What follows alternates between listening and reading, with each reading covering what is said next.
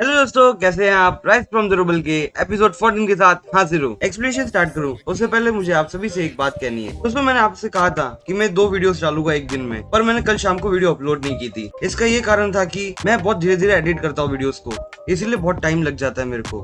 और रात को 2 बजे तक बैठ के मैंने एडिटिंग की थी। उसके बाद मैं बात सोया था, वो भी 2 बजे के बाद। और नींद तो बहुत देर से आई मेरे, और रात को इतनी देर तक जगने के बाद मैं बहुत थक चुका था। और मैं ज्यादातर दोपहर को कभी सोता नहीं हूँ, तो ही मैं दोपहर को जाके सो गया था। और जब कल रात को मैं एडिटिंग कर रहा था, तब मेरी मॉम भी मेरे साथ जग रही थी। और मेरी मॉम ने मुझे बोला कि तू एक दिन में सिर्फ एक ही वीडियो डाला कर, अगर तू इतना थक जाता है तो। और अगर तू क्वांटिटी के पीछे भागेगा तो तेरी जो क्वालिटी है वो बिगड़ जाएगी। और ये बात तो मैंने भी नोटिस की थी। जो मैंने शाम को वीडियो डाली थी, उसमें बहुत से लोगों ने मुझे कहा था कि भाई तुम थोड़ा आराम से वीडियो डाल दो, क्योंकि मजा नहीं आया शाम की वीडियो में। इसलिए दोस्तों, हम सिर्फ अभी एक दिन में एक ही वीडियो सुबह सुबह डाल दूंगा आप लोगों के लिए, क्योंकि बाकी के दिन में पढ़ाई भी तो करूँ ना, इसीलिए। और दोस्तों, मेरे को लगता है कि आप मेरी बात को समझ चुके होंगे, और ज्यादा टाइम वेस्ट नहीं करता हूँ मैं आप सभी का, और सीधा एक्सप्लेनेशन स्टार्ट कर देता हूँ। एपिसोड 14 की शुरुआत में हमें दिखाया जाता है कि वो जीव और प्यूपेन वहां से भाग चुके होते हैं, जहाँ पे उन लोगों के साथ बैटल हुआ था। और जीव अचानक से रुक जाता है, और प्यूपेन पूछता है कि ब्रदर क्या हुआ, तुम अचानक से क्यों रुक गए। और जीव प्यूपेन से बोलता है कि मुझे यहाँ पे थोड़ा अजीब सा लग रहा है। और तभी उन लोगों के ऊपर 2 मुंह वाला स्नेक अटैक कर देता है। और दोस्तों, इस स्नेक का नाम वाइन पाइथन है, और इसकी रैंकिंग ई रैंक पे आती है। और वो स्नेक ज़ू को कुछ करे उससे पहले ज़ू एक तेजी से आगे बढ़ के वो स्नेक को टुकड़ों में काट देता है। और जो पुपेन उसकी पीठ पे होता है, वो बेचारा तो एकदम डर चुका होता है। स्नेक को मारने के बाद वहाँ पे स्नेक का कुछ आइटम ड्रॉप हो जाता है, और ज़ू उसको उठाने के बाद बोलता है कि इसकी बहुत ज्यादा ही कॉस्ट होने वाली है, क्योंकि ये बहुत काम का प्रोडक्ट है। और तभी वो सिस्टम ज़ू के 4 पॉइंट्स काट लेता है। और ज़ू बोलता है कि जब से मैं विलो फ्लैश स्किल को सीख चुका हूँ, तब से किसी भी मॉन्स्टर के सामने बैटल करने में बहुत आसानी हो रही है। और पुपेन ज़ू से बोलता है कि तुम इतने स्ट्रांग हो कि हमारे पास बहुत अच्छा चांस है कि जो कंपटीशन है वो हम लोग जीत जाए, मतलब वो ऑपरेशन। ज़ू पुपेन से बोलता है कि तुम और होंग ली क्यों फर्स्ट प्राइज के पीछे भाग रहे हो, क्या जो फर्स्ट रैंक पे आएगा उसे बहुत अच्छा रिवॉर्ड मिलने वाला है। अब पुपेन हंसते हुए बोलता है कि ये तो जाहिर सी बात है कि रिवॉर्ड्स इतने अच्छे दिए इस बार इन लोगों ने, कि जो सेकंड प्लेस पे जो भी आएगा उसके पास इतना अच्छा रिवॉर्ड नहीं है, जो फर्स्ट प्लेस पे आएगा उसके पास बहुत अच्छा रिवॉर्ड मिलने वाला है। और पुपेन ज़ू से पूछता है कि तुमने आर्टिफैक्ट के बारे में कभी सुना है। और ज़ू हैरानी से पूछता है आर्टिफैक्ट। अब पुपेन बोलता है कि कोई बात नहीं, क्योंकि आर्टिफैक्ट डिस्कवर होते हुए 2 साल ही हुए हैं, इसलिए नॉर्मली तुम्हें ये बात पता नहीं होगी। और वो ज़ू को समझाने लगता है कि जब से वो मेट्रॉइड अर्थ के ऊपर गिरा था, तब से जो मॉन्स्टर्स थे वो आने लग चुके थे, और वो इतने सारे थे कि हम लोग उनका सामना ही नहीं कर सकते थे, इसलिए वो लोग तबाही मचाने लग चुके थे। पर फिर कुछ स्टार वॉरियर्स आए और उन लोगों से बैटल करनी चाहिए, और वो लोग उन मॉन्स्टर को भी मार पा रहे थे। और साथ साथ प्लांट्स भी कुछ कुछ म्यूटेंट हो रहे थे, और उन लोगों को म्यूटेंट होने में बहुत देर लगती है। और वो सारे प्लांट्स तो थोड़े नॉर्मल होते हैं, इसलिए कोई उन लोगों के बारे में इतना कोई केयर नहीं करता।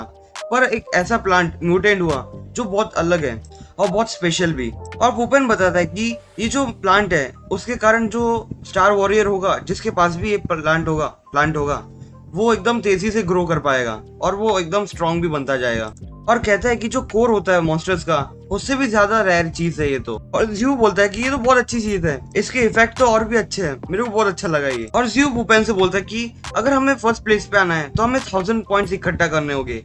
पर अब तक हमने देखा है कि जो मॉन्स्टर्स हैं वो ज्यादातर मार दिए गए होंगे स्टार वॉरियर्स से, तो हमें ज्यादातर कोई भी मॉन्स्टर मिलेगा नहीं यहाँ पे, और हमारे पास बस अभी 2 ही दिन बाकी है। और पुपेन बोलता है कि तुम्हें इस बारे में चिंता करने की जरूरत नहीं है, हम लोग जल्दी से उस जगह पहुंच जाएंगे जहाँ पे बहुत से मॉन्स्टर्स होने वाले हैं। और वो लोग एक जगह पे जाके खड़े हो जाते हैं, और सामने बहुत सारे मॉन्स्टर्स होते हैं। और ज़ू बोलता है कि ये स्मेल बहुत ज्यादा ही स्ट्रॉन्ग है, और एक्चुअल में वो मॉन्स्टर्स की जगह वो वुल्फ होते हैं, ई रैंक के वुल्फ होते हैं एक्चुअल में वो। और ज़ू बहुत खुश हो जाता है और बोलता है कि ये शायद 100 के अराउंड तो हो गई। और ज़ू बोलता है कि इन लोगों को मारने के बाद शायद हमें 1000 पॉइंट्स तो मिल ही जाएंगे, और मुझे कुछ एट्रीब्यूट पॉइंट्स भी मिल जाएंगे, और मैं जॉइंट ऑपरेशन के अंदर फर्स्ट रैंक पे तो आ ही जाऊंगा, और साथ साथ मेरा लेवल अप भी हो जाएगा, और मैं एडवांस स्टार वॉरियर बन जाऊंगा फिर तो। और पुपेन ज़ू से बोलता है कि ये जो सीक्रेट प्लेस है वो हमारी गिल्ड वालों ने ढूंढी थी, मतलब मैंसनरी गिल्ड वालों ने। और पुपेन बोलता है कि तुम्हें क्या लगता है ब्रदर ज़ू, अगर हम लोगों ने इन लोगों को मार दिया तो हमारी जो प्लेस है वो फर्स्ट रैंक पे आ ही जाएगी। और ज़ू एकदम रेडी होके बोलता है कि चलो अब हमारा हंट चालू कर देते हैं। और पुपेन बोलता है कि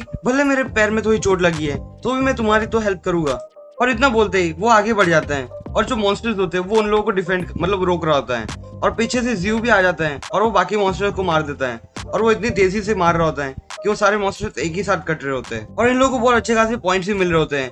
किसी को मारने पे 124 पॉइंट्स मिलते हैं, किसी पे 134। और तभी वहाँ पे एक वुल्फ जोर से चिल्लाता है, और उसकी आवाज सुन के बाकी के वुल्फ भी उसके पास आ जाते हैं जहाँ पे ज़ू होता है।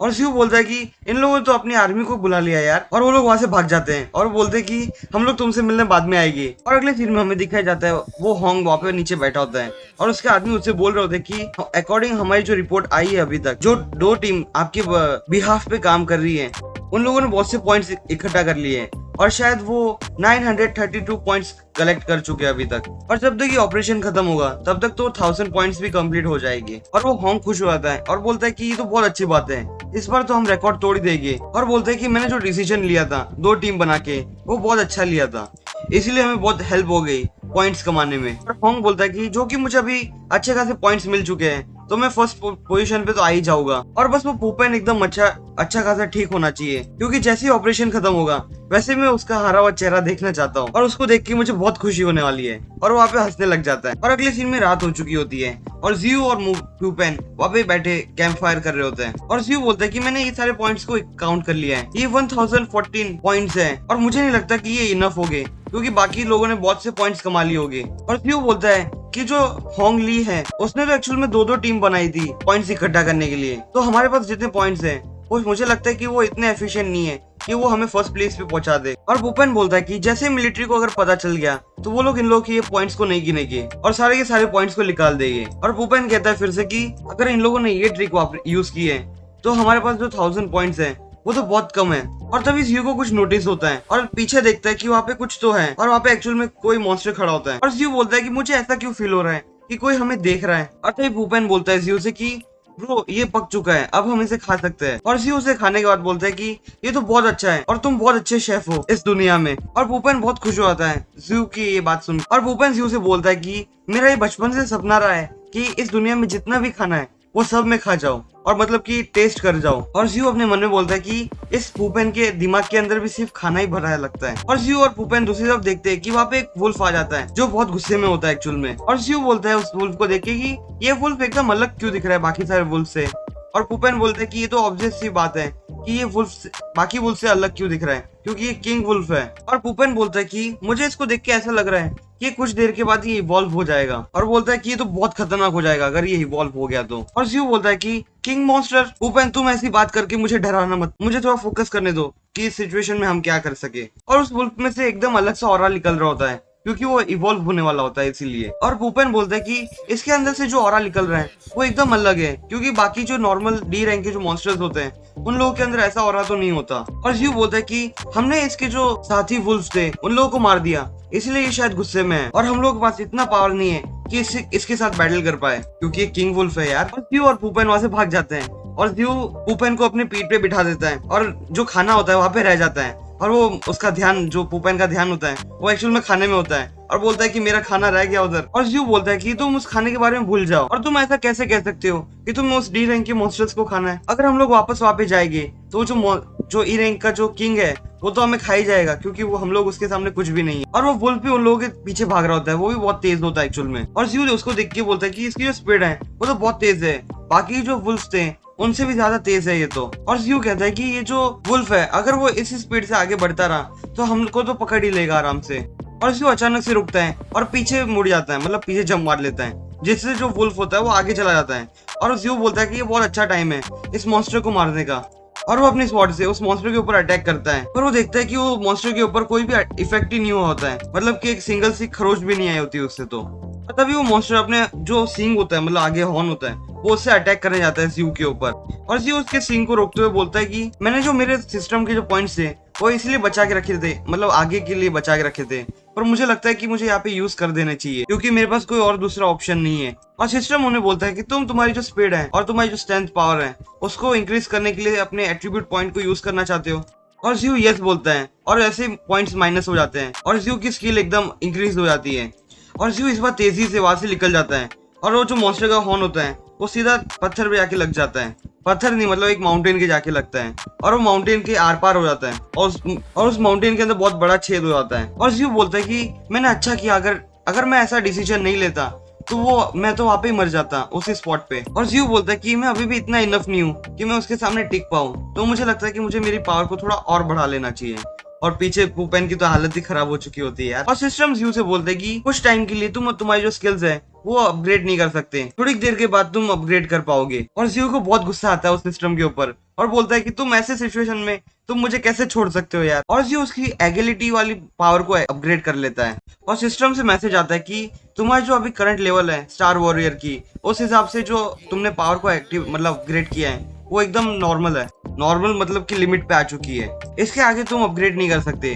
तुम्हें अपना लेवल बढ़ाना पड़ेगा पहले, उसके बाद तुम अपग्रेड करना। और जियो बोलता है कि मुझे मेरा लेवल अप करना पड़ेगा पहले, तो ही मैं मेरी स्किल्स को अपग्रेड कर पाऊंगा। और जियो बोलता है कि शायद मेरे पास अभी इतनी पावर होगी कि मैं इस मॉन्स्टर के सामने टिक पाऊं। और पुपेन जियो से बोलता है कि हमें यहाँ से भाग जाना चाहिए। और जियो बोलता है कि मेरे पास जो अभी पावर है उसके बाद भी मैं उसके साथ बैटल नहीं कर सकता, पर तो भी मैं जो अभी स्किल अपग्रेड की है उसे एक बार टेस्ट तो करना चाहूंगा।